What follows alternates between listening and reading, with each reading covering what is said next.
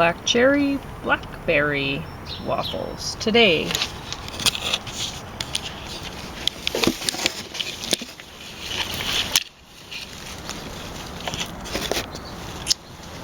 So you were going to review the bell jar again because you're finished with it? No, I'm not finished with it. But I'm finished a certain stage. Okay. Just review what we reviewed so far.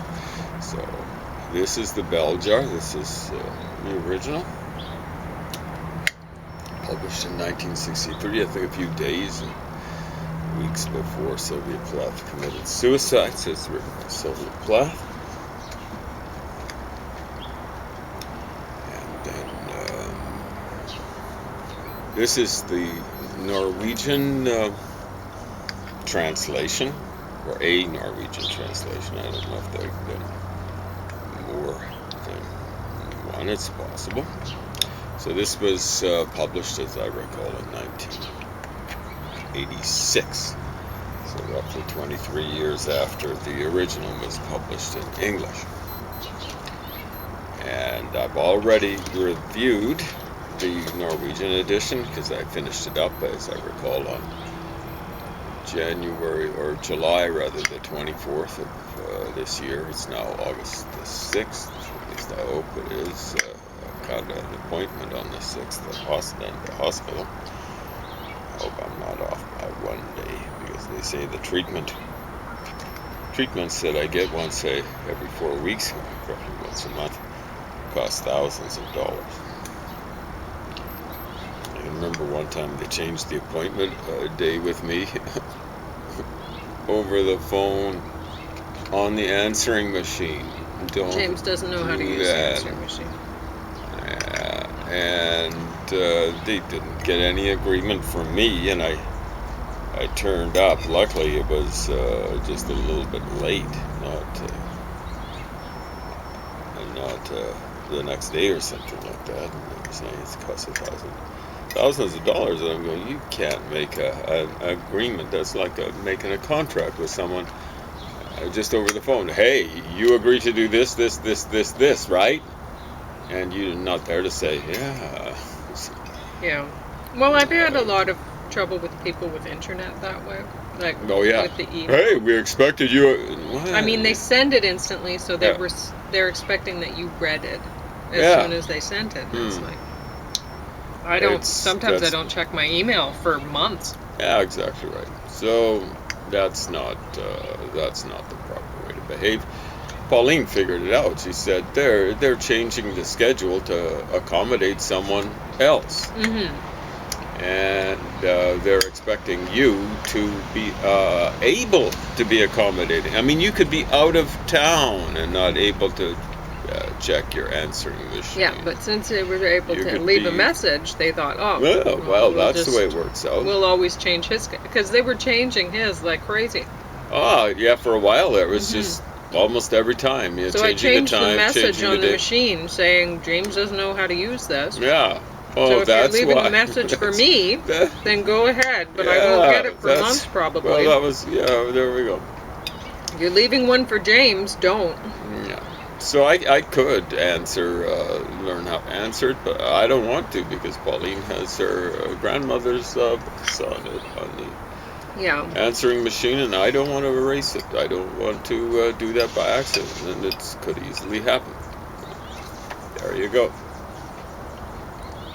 Yeah, not trying to be difficult or anything like that. It's just that's the way it is. I also have your Aunt Amy's voice on there still. Well, that's nice too. Aunt Amy died. Have your dad saved on there just in case. Yeah, that's nice too. Of course, that's not the voice that I'm used to, the old voice and stuff like that. But for a long while, my dad's voice didn't sound that old, but now he's 98 and almost a half, and his voice does sound pretty old. And I think it's partly the meds that they've got him and things like that. Also, for some reason or another, my schedule makes it I phone him in the evening, and he's very tired by then. Sometimes he's maybe a little bit hard to understand. phoned him the other day in the middle of the day, and he sounded pretty strong. So that sounded good. Anyway, so this I'll show you.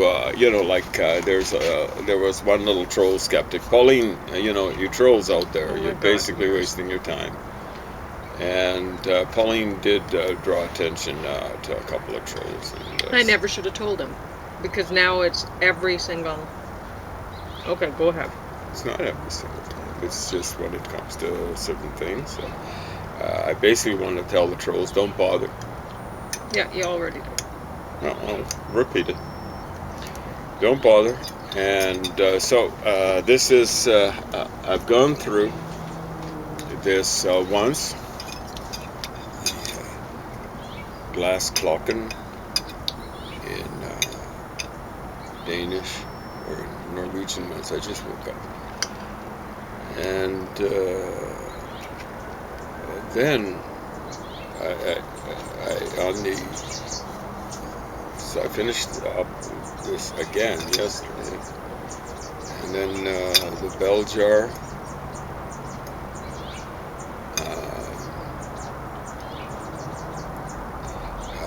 in English I finished it up. Did I say I finished it up on the 24th? It might have been, but actually I finished it up on the 4th of August, I should say. The English, I'd actually gone through the Norwegian translation. I finished that up on the 24th. And then I finished this up on the 4th of August, or the 24th of July. 4th of August. And then I finished this up once more, yesterday. I've gone through this twice. And this one, I finished up 5 times, because I finished it up 4 times yesterday. Now, how does that work out? Well, I've been working on it for a while. It's been mainly the last month that I've been working on it. And so what I do, when I'm trying to teach myself a language, if I can get a bilingual, what I do is What are you guys doing out? Get back in. Push through the... Go! The little gate that we set up for... Yeah. You too. So I try to read it in preliminary fashion in the target language, shall we say. Oh. And then but that can be, like months before. Then I sit down and I go through maybe what we might call the process, which is I'll read this. It's all in one sitting, 1 page. Read 1 page of this. Then I'll go through it a second time, writing out every word that's not a proper noun,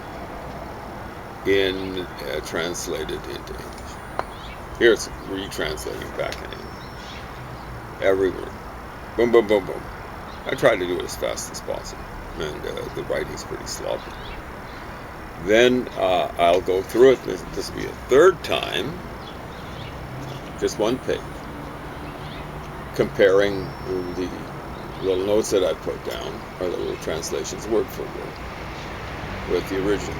That you do run into problems when there are idiomatic uses, like that guy in French. It's like a hair in the eye. Well, what does that mean? Right? And you might end up with that guy's like, what do you write about someone that's really annoying? Pain in the ass. Yeah, there we go. And, well, like if you're going straight 1-for-1 correspondence, you'd say you'd get the shiva or something like that. You'd say, oh, that's pain. And you'd get oi, you'd say, oh, that's ass. So you have to work through problems like that. Thank you. That was very good. Very good. The kind of thinking I can't do that well, because I just woke up. It's about 8 o'clock and stuff. So so that's the 3rd time. And then the 4th time, I'll go through that page, and I'll just try to go through it smoothly. So the first time I go through a page, and it's a language like Norwegian, where there are a lot of cognates with English, and also German, and also Dutch, and Afrikaans, Frisian, like Plattdeutsch, Low German, Plattdeutsch, and High German version of it. and Yiddish. I've gone through, to one degree or another, all of those languages. And so it goes fairly easily. Now, is it that good? Hey, when I go through the page the first time, it's like it takes me about 30 minutes. Well, ordinarily, if it were English, it would take me about a minute with a page this format. So it's pretty slow. I don't want to give anyone the illusion that I'm just wingding it going through Norwegian now. But I've basically taught myself the language. I don't think I'm fooling myself terribly by telling myself after doing this process I'd be able to read a Norwegian newspaper. I have trouble reading something like L'Actualité or Time or Elsevier's in Dutch, L'Actualité in French. I have trouble reading this stuff, I gotta admit. I've done a fair amount of work on those three languages. Dutch, and French, and Der Spiegel, German. I have trouble reading those things. Time, I don't have trouble reading Newsweek, but they, I think, aim for a little bit higher class audience than newspapers. Newspapers aim at a pretty low level. I've been told it's like grade 7 level, grade 8 level, grade 5 or 6 level, somewhere around there. What have you heard? 6. Grade 6. Basically I might be able to read Norwegian at a grade 6 level. Which ain't that good, but hey, I guess better than nothing. So, I'll just show you. I showed in preliminary fashion. I've gone through it, the whole thing, using that process. You notice how every word except the proper name has been translated all the way from the start to the finish, and I'll give you from the finish to the start. So I get so many books in languages other than English secondhand, and people will have they kind of do ghost patrols or something like that. They'll go through and do a few words. It's like a New Year's resolution. That New Year's resolution gone bad. Yeah, that's so I get about 10 pages through. And you can tell where they stop, because they stop doing, they might have about a half dozen words translated, ones that they have trouble with, and stuff like that. And then it stops. And it's kind of sad. But at least I'm get hold of it, and if I live long enough, I'll put it to use. And this one didn't have translations like that. I don't think they needed it. It was something bought in Norway by a Norwegian. Hopefully they went through it. I tend to think quite highly of Norwegians and Scandinavians when it comes to learning and things like that. Same thing with Germans, or similar thing with Germans. All right. And so on and so forth. So you've been telling me a lot about the story. Yeah, I'm going to be reviewing this over the course of several days. Sorry about that. So you want to deal with the story, but I'm going through so I'm not just teaching myself Norwegian. Using this process, I'm teaching myself about Sylvia Plath. And I'm also teaching myself about the bell jar. Because I've got background in English, university. And I'm also interested in the politics of the literary criticism and its approach to Sylvia Plath and Ted Hughes. And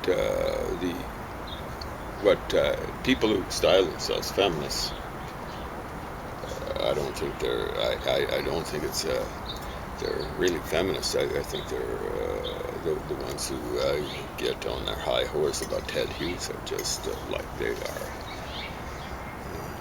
I won't call them criminals. I don't think like if you're stalking someone. They were saying bad, nasty things about Ted Hughes, but yeah, I guess they'd be open to. Well, I mean, if you slander someone, if you libel someone, it's a crime. So they were criminals. They were slandering Ted Hughes in the most awful fashion. When someone loses someone like their wife, and it's bad enough. Like he was going through a separation. I don't think they got through a divorce.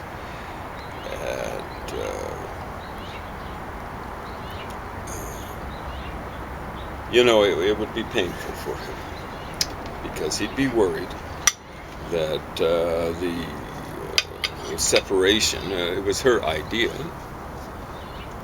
would have brought on her suicide. So, little news flash for the so-called self-proclaimed feminists. Just by going around and accusing all men of being bad in this way and that sort of thing, you're not helping your cause. You're not helping anyone's cause. To give women freedom, increasing freedom and stuff like that, is good for everyone. If you can get the best people in the best places and give people freedom of choice as to what they do, at least relative freedom of choice, is something that everyone benefits from. When I was on a soccer team, I wanted people, first and foremost, the people who were the most competent overall on the team, starting team.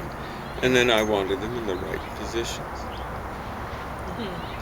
And I was so much of a team guy that when I got put in the wrong position, I was almost always put in the wrong position.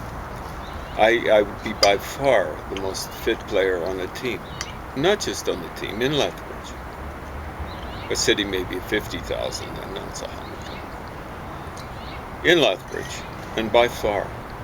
So I can remember the team I was on in the early 1980s. They played in Alberta Major League. It was the best team presumably the best team in Lethbridge. And they had me playing defense, fullback. And we didn't have a very strong team. We'd rarely get pounded, but we'd get beaten, sometimes badly. And the fittest player, on average, should be in the midfield, running back and forth. As they say, going from box to box, penalty box to penalty box. And when you're on a bad team, you kind of get put back, and when you're on a fullback, you don't get much of a chance to roam. Not the way you see like Manny Colts back in 1982. He was a fullback, but he'd be up there, like overlapping the wingers and stuff like that. If you're on a powerful team, you don't have the fullbacks running up there if they're in shape. They could have been using me that way. They never did. But there never was even any talk of it, much less the ability to be able to do it, because we'd be kind of like pinned back in our own. Believe me, if they'd played me in midfield, we wouldn't have been pinned in our own end. I can remember one time I played half a game on a team where we were actually playing the Royals, the Lethbridge Royals. It was a university team. The first half we were pinned in our own end. I was playing sweeper, and it was 2-1. They'd scored 2 goals on us. This is when the Lethbridge Royals were close to being the top team in all of Alberta. And we were pinned in our own end, but I managed to kind of put a plug in it. So the coach at halftime, and he's a very smart guy, a health professional, said, okay, this isn't working. No spit, it's not working. What we're going to do is we're going to move James up into center midfield, and we're going to move the midfielder back to sweeper. Just a 1-for-1 exchange. And I'm going, uh-oh. I was going, oh yes, now I'll get to show what I can really do. What happened? The whole tenor of the game changed. I latched right onto the key for the midfield, who'd been on the Alberta Major League All-Star team, maybe a year before. And all of a sudden he wasn't putting the through passes through. That stopped because I was on his can the whole second half. Nothing coming through on the ground. No through passes. All he could do, he couldn't even put a neutral pass, one off to the side. All he could do was lay it back. Once he got it, he'd lay it back to his fullbacks. And what would his fullbacks do? The fullbacks would just bomb it down the field. That's bad soccer. That's English soccer, kind of soccer. And these tended to be British people on this team back then. They'd bomb it down the field. Well, sweepers love that. They know exactly where it's going to land. You bomb it on the field, it's going to land at one location, and you eat it up. And that's to a large extent, with two exceptions, what happened in the first half. Except I was eating up through passes on the ground. Those can be eaten up by someone, along the line, offensive players. It's hard to get to those. And I chewed those up. Now it was just a diet, just a total diet of long bomb passes. And those should have been eaten up by the guy who replaced me. How many did he eat up? All but 8.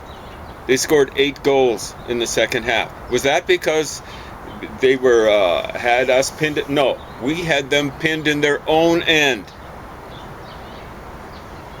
And at the end of the game, the guy, what happened is the coach said, we had the midfield down. There was only one change. You can see who the best midfielder on this university team was. You're looking at him. This is something like 1981 or something like that. And also you can tell who the best defensive player was, the best fullback. You're looking at him right now. Now, we couldn't play that way when we were playing in the league. This is an exhibition game because we just would have got chewed up 10-0 or something like that every time. We couldn't play that way. But that's what I did. My whole career, basically, was I went where people told me to go. I'm a very patient person. I'm a very understanding person. Someone once said or wrote, to know all is to understand all. And I'm looking at the coaches, even like this one guy understood the midfield wasn't working. He knew the solution to the midfield was to put me there. He knew I was this fitness. But most of the other coaches I had, I'm going, okay, I'm understanding. They just don't understand the game as well as I do. So when I was playing with the Royals, there were 3 guys who decided to run the 10-mile road race. It's 16 kilometers.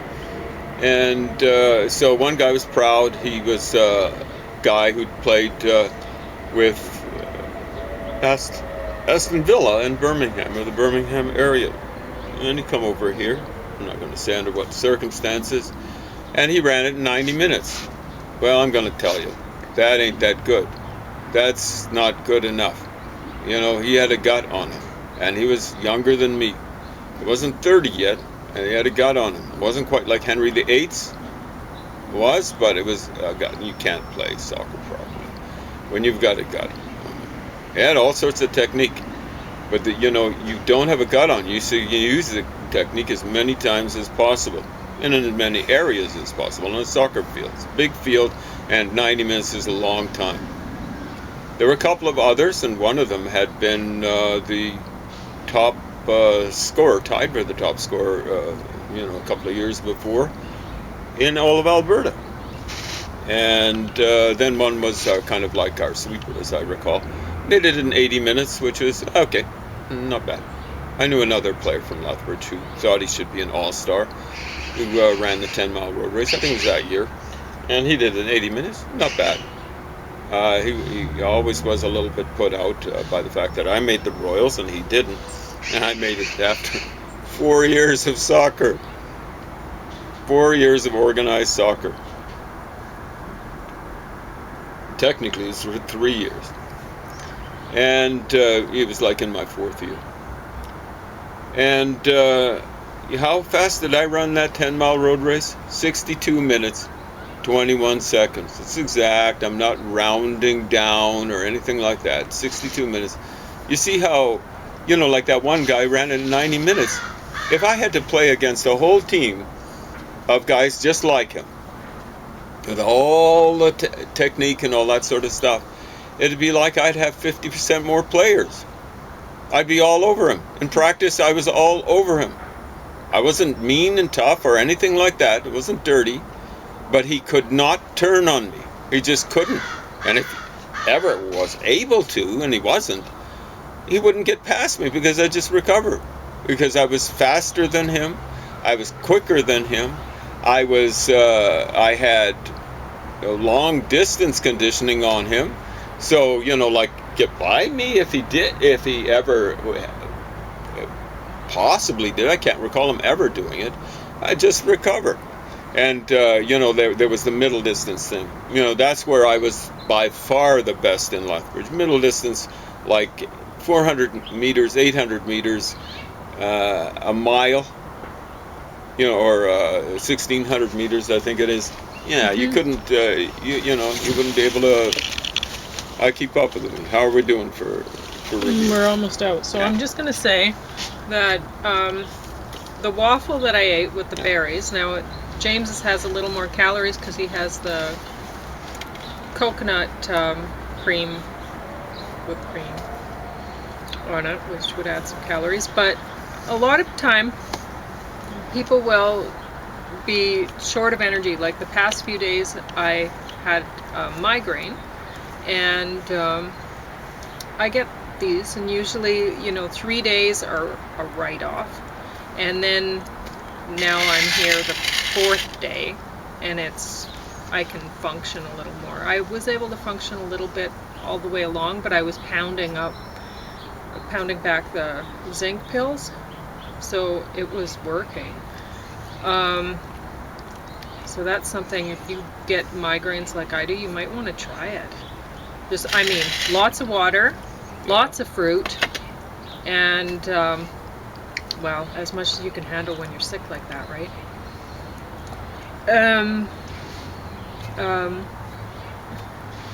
Zinc. So, with the waffle that I had, I was lucky enough that the ingredients were given to me. I had the cherries given to me, and the blackberries, and the Bob's Red Mill oatmeal. Anyway, but it really wouldn't be any more expensive to eat that.